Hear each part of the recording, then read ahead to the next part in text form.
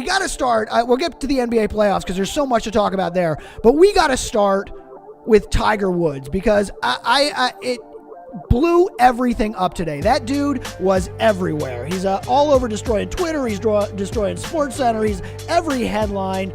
Tiger Woods wins his 5th Masters, his 15th major, his first Masters since 2005. 16 months ago, he was completing a comeback from 16 months ago. He was ranked like 1,200 to win the Masters today. First of all, man, I want to recount because I don't even know if there's 1,200 professional golfers that exist. That's a good point. When you're that low, you're ranking with me, and I don't play golf. Come on, man. I want to recount, man. I'm straight pushing that, man. That's a Florida poll. The people who are doing the polls in Florida did that poll. So Guru, the first question on this then is this the most impressive comeback? Have you ever seen a comeback like this in sports? It's been a long time since we've seen Tiger Woods at the top of his game. You know, the last great impressive comeback I saw like this is when Hulk Hogan came back, you know? You know what I'm saying? When Hulk Hogan was a bad guy and then he came back to being a good guy. That's the best comeback I've seen. But, no, man, this is Tiger being Tiger, man. This just showed how Tiger Woods moved the needle when it comes to the whole sporting world. Because you can have a 10-year gap or whatever, however year that is, a 10-year gap in success as far as a championship run. And when he wins that, he's the number one name in the world. Yeah. You know, he just moves the needle. Even if you don't watch golf. Like, I was telling you this earlier before we got on the show. Yeah, I don't watch golf. You don't watch golf. I don't watch golf. But damn it, because of Tiger, we have to talk and act like we watch golf. Right, everybody watches Tiger Woods. But the good thing is, we talking about golf in a way like we don't watch golf. So we're not no Scott Van Pelt, you know. We're not Jim Nance. So we're not gonna give you all the rhetoric of the 8-iron and all this shenanigans. No, basically Tiger Woods did what Tiger Woods did. You know, he made golf talkable. Now, he spent the past 10 years not being Tiger Woods, essentially. He's had, following like the fallout from his marriage, the DUI, the painkillers, the injury after injury after injury that seems to, he gets close. We hear about him on Thursdays and Fridays, and then fallout. To actually be back on top now it's very impressive. But I was telling you earlier, man. That sounds like a resume for being a president right there. Oh, I would vote for Tiger Woods over most of these guys, I think. But this comeback and getting here to there, when I first thought about it, I was like, if any sport you can do it in, though, it seems to me like golf is that sport. I don't want to take anything away from Tiger Woods, who is the greatest golfer of all time, changed the game. Once again, when Tiger's in it, people pay attention. That is what it means. I don't even know who finished second. No one does. If he had finished second, nobody would have known who beat him. You know what I mean? Like the general sports public. But the question for me was always, it's golf. Are you as excited if there's going to be a sport where you're going to come back as an older dude after injuries? It seems like golf is that sport to me. It's a game of skill. See that, and I think you're looking at it such in a micro level because it's bigger than that. Because it's not about golf. It's about we all seen Tiger Woods being in the public. He's humanized now. Because we all are aware of all these situations. He's no more of like one of those individuals like, oh my God, he's untouchable. He's great. He don't make no mistake. We've seen his flaws. We've seen his mistakes. We've seen the injuries. We've seen the self-inflicted mistakes he made for himself, which every human being, we all do to ourselves. But we also saw the discipline and the determination to be like, you know what? Everybody counted me out. This is the great American story, man. This is all the Rockies. This is why Sylvester Stallone is who he is. But this is the American story. This is what Tiger Woods is. Tiger Woods is a living American story. First of all, he's as diverse. He's a mix of every American right now because the way he looks, you know, and he makes dumb mistakes like every other American, like we all do. And guess what? He's a champion. When everybody count him out, when everybody said you're never gonna do it, you're done. Guess what he does like every American hero? G.I. Joe, Tiger Woods, baby. Tiger Woods is the G.I. Joe of sports, baby. Well, he certainly fought his way back to this, got himself back into form, and won it again. We were talking before. Does this make him? Is Tiger Woods the biggest name in sports? Is he number one? Is he top dog? Tiger Woods Tiger Woods is the biggest. Put it like this. Let me rephrase. Let me put this back. Right now, currently, there's 3 staple of American sports that will be in history books that every kid, I don't care if they're born in the year 3000, will know about. Just like I didn't know who the hell Babe Ruth was, but when we were in school in America, this was 1910.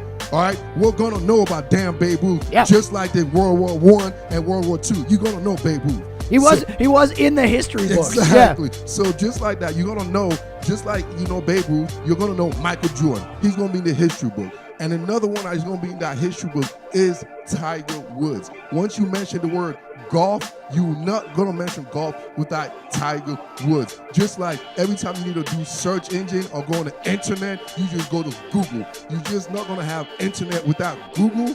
You're not going to have golf without Tiger. He changes, because he changes the game in a way that no other player, like you said, except Babe Ruth and Michael Jordan did. You know, LeBron is trying to live up to other names.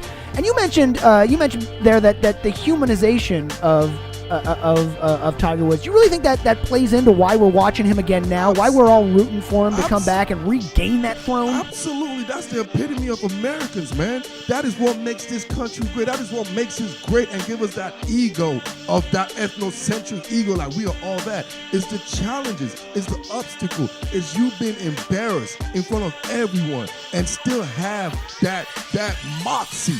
That moxie to wake up every day, to get addicted to pain pills. Because once you are in a depression, once you hit something painful that hits your life, most people, that's what we do as normal people. We get addicted to something. It could be alcohol, drugs, or whatever. Tiger Woods showed that he's human. He got in a situation where he stepped out his marriage, things happen. Okay, that's his personal life. Then he got depressed. This thing that happened to a lot of us right now in the world, not just American, but in the world. So now we saw Tiger Woods. Even that, we all know once you get a bad divorce, what you got to do as a man. We all do this. I'm going to say I was divorced, but then you go date a younger woman. So he went to Lindsey Vonn. We all knew that wasn't going to go nowhere, but you have to go through the whole process of getting to where you need to be. So as people, we've seen that. We've seen his remorse, and we've seen him hit dirt, and we've seen also climb up. So that right there, it's not about what you've done, it's about how you bounce back. And damn it, Tiger Woods bounced back.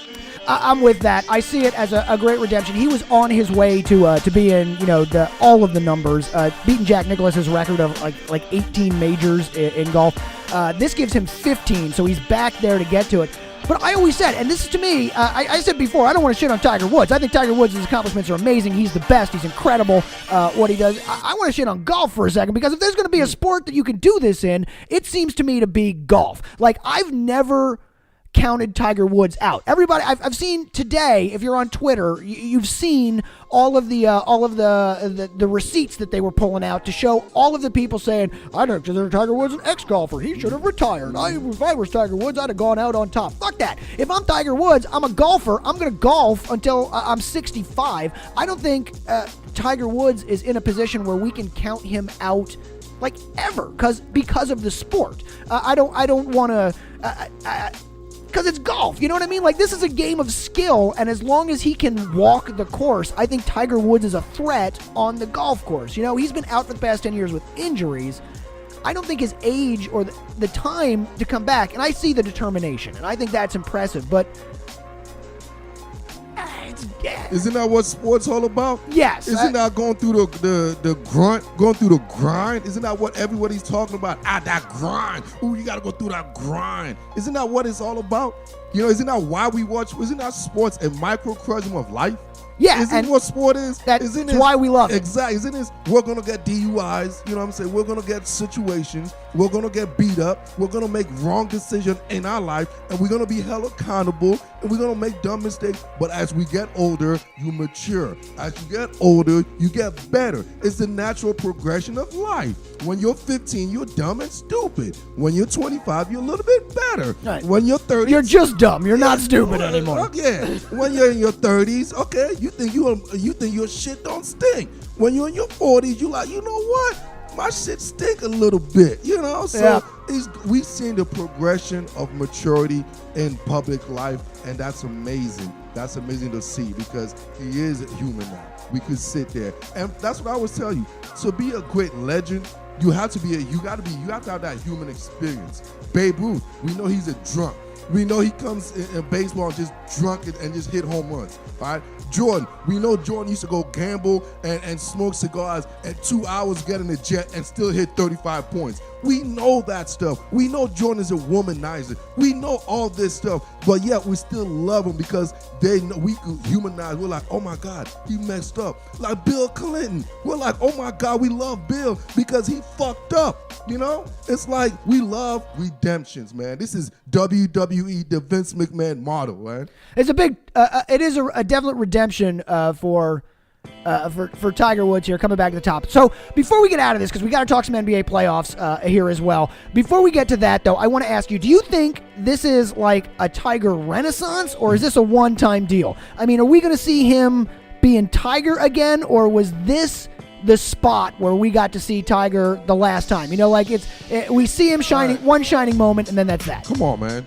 As long as we have the Disney Network channel, aka the Tiger Woods Network, as long as we have the Tiger Woods Network, every match or every golf course, I don't even know what it's saying in the golf terminology. Is it a match? Is it a game? Match, yeah. Every match. Like, certainly every major. Whatever, you know. Even like Tiger Woods, because of this Masters win, basically just give him for the next 5 years, that's all we're going to replay. So, yes, this is a Tiger comeback. Yes, we're going to hear about this for the next 5 years. Even if you don't win any more matches or even a major for 5 years, we'll always remember this.